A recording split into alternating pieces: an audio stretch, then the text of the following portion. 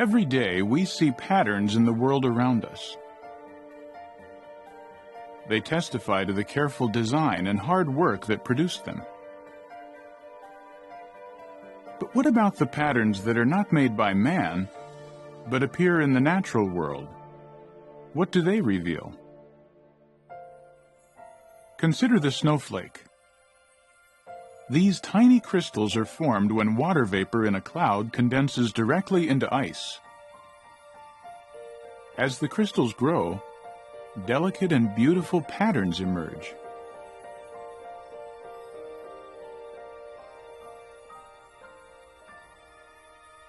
Look more closely at the pattern within a single snowflake. The crystalline arms branch, then branch again and again at increasingly smaller sizes. Mathematicians studying this concept of self-similarity use the term fractal to describe a shape that has a consistent, repeated pattern at multiple scales. Where else can fractal patterns be seen in the natural world? Trees can demonstrate a degree of self-similarity. The trunk splits into limbs, which split into branches, then twigs, and so on. We see a similar type of fractal pattern in the leaves of a fern.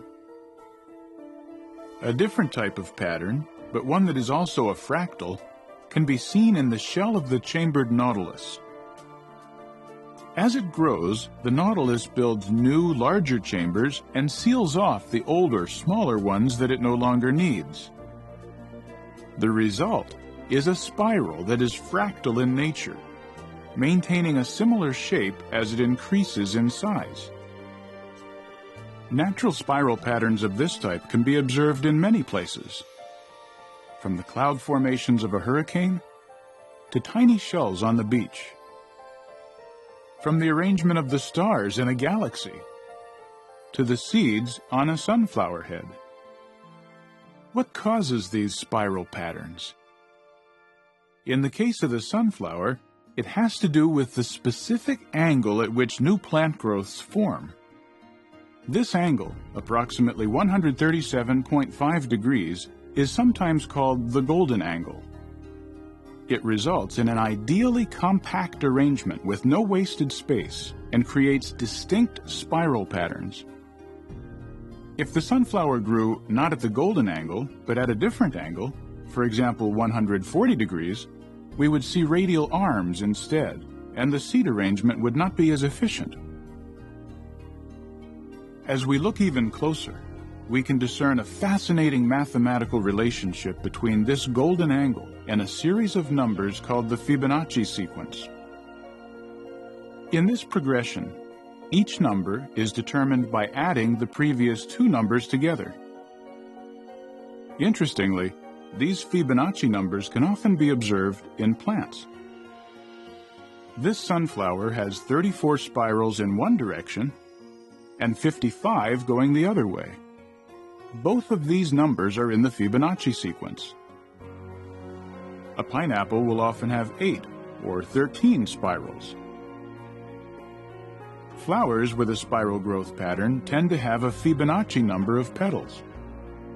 Why are these numbers significant? As the Fibonacci sequence progresses, the relationship between successive numbers comes closer and closer to defining the exact value of the golden angle. This intriguing mathematical relationship between the golden angle of plant growth and the number of resulting spirals reminds us that the patterns we see in the natural world are not merely accidental. Each one is a reflection of order and careful design. As we take time to examine these patterns more closely, we are filled with a sense of wonder at the workmanship of their designer, Jehovah God. For His invisible qualities are clearly seen from the world's creation onward, because they are perceived by the things made.